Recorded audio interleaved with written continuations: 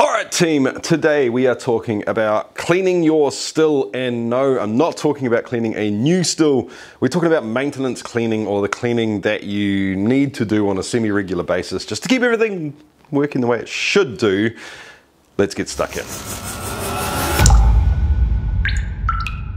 How's it going, chasers? I hope you're having a kick-ass week. I'm Jesse and this is Still at the Channel, all about chasing the craft of home distillation and making it a legitimate hobby.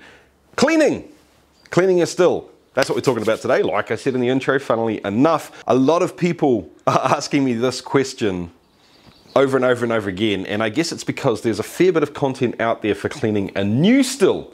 There's a lot of talk about that, but I guess cleaning and maintenance of a still ongoing is just not such a sexy topic. You don't have a brand new toy, so you know, people talk about it less. Just in case you're actually trying to figure out what you should or shouldn't do with a new still to make it safe before you run your first batch. Congratulations, by the way, on getting a new still.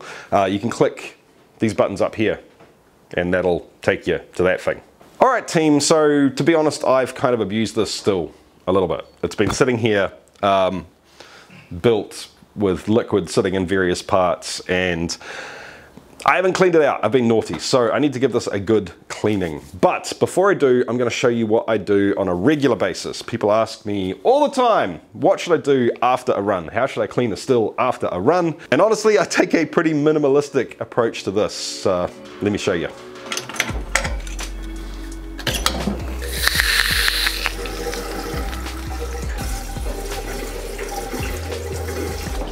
So, like I said, super simple, right? After most of my runs, literally all I do is flush the thing out with water.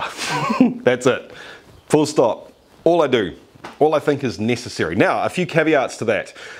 One, obviously, if you're using plates or packing or anything like that, and you rinse it out like this, and you're not going to be using the still, I don't know, like within maybe 24 hours or something like that, it's a really good idea to break that still down and pull it apart, because those plates are going to hold water and you don't, want your copper just sitting there or your packing sitting there wet for a long period of time. So if I'm going to be distilling the next day, whatever, I'll rinse it out, I'll leave it, I'll come in and use it the next day. But if it's going to be much longer than that, it's really a good idea to pull it apart. Now, also, if you're running something like rum or peat, something that has a really, really strong, specific flavor that you don't want carrying over to the next batch, or hops, for example, if you're putting beer through your still. And yes, guys, you can totally clean the hop oils out. It's, in my experience anyway, it's absolutely fine. In fact, I made a video about it up here, so check that out. It was fun. It was fun making a hoppy whiskey. Bizarre, but fun. Sorry guys, sidetracked. So if you've got something that's really strong in the still and you don't want to taint the next run, you don't want your peach schnapps tasting like hops or peat, for example, then you might want to go to the next step. Also, if you've kind of abused your still and let it sit for 2-3 weeks unused, wet, like me, you probably want to go to the next level. So what is that next level? Of course you ask. This light makes me look like a villain of some description, doesn't it? Awesome. The next level is vinegar.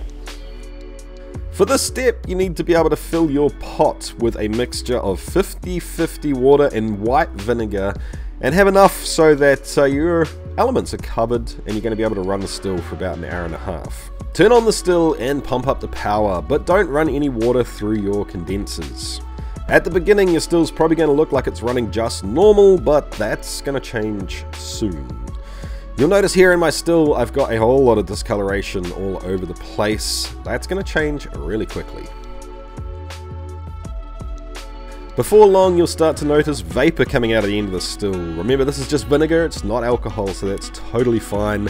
And it's actually the vapor that's doing the real work for us. So we want vapor contact everywhere, all through our condenser.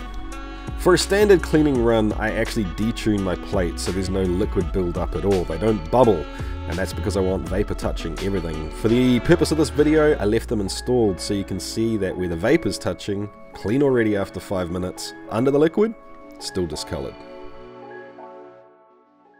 Alright guys, if you're going to do this, I would suggest that you let it run just like this for at least an hour.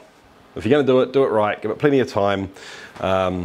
That's just my suggestion. And this has actually been running for 1 hour and 20 minutes now, so I can go shut it off. The plan at the moment is just to literally shut it off, drain all the vinegar out, give it a real good rinse from the top down with water, and then we're gonna move on to the next step. But before we do, I should say that there is a step that we've missed, and the reason I missed it is because I've done it, I think, twice in 3 years. And that is a PBW rinse or a PBW soak. PBW is a brewing product sold at most homebrew stores. I'll put a link down below if you want to use it. But if you don't want to use that, you can use OxyClean. Just make sure you get the stuff that isn't scented. It is really, really good at cleaning, breaking down, getting rid of organic matter. So if you have crud from the wash or a puke built up in the still somewhere, maybe it's all over your elements, maybe it you puked and it sort of cooked onto the side of your still in the column, soaking all the parts in a PBW bath before we do the vinegar run, you know, can be quite, well, in my mind it's the best way to get rid of that sort of problem. In any case, we've got the vinegar run done now, and a lot of people will just literally rinse down and then go straight into the next run.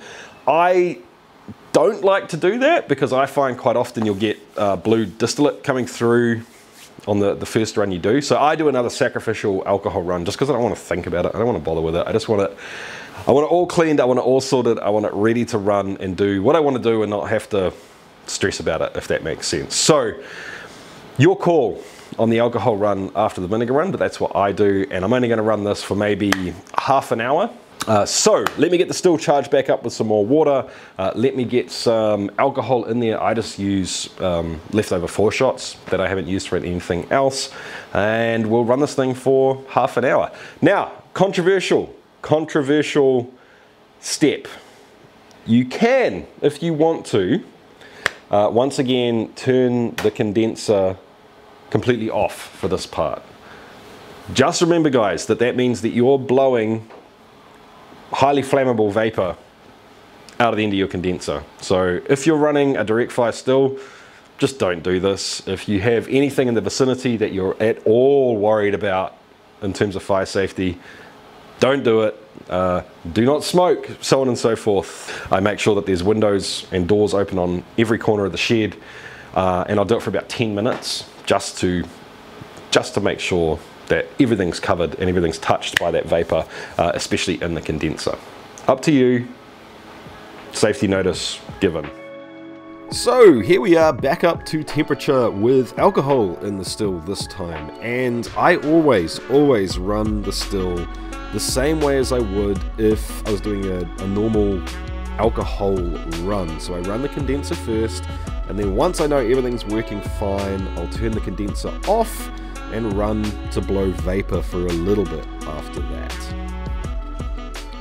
All I need to do now is give it one last rinse down through the top with some water, and I'm going to pull those plates out and store them so they can drain and dry properly. So I need to say a huge thank you to the Patreons. These are the people that let me do this stuff and basically allow me to do this job full-time so I can keep bringing you guys this content. So thank you so very much, Patreons. I really appreciate it. I hope there are some people at home that benefited from this video. If you did, guys, make sure you give it a thumbs up. Let me know that it helped you out so I know to keep making more of these sort of specific process-driven videos rather than just recipes all the time and stuff like that. That would help me out a whole lot. If you like these videos and you want to see a whole lot more, hit the subscribe button down below to get the algorithm working in our favor. And I'll catch you next time, guys. Keep on chasing the craft. See ya.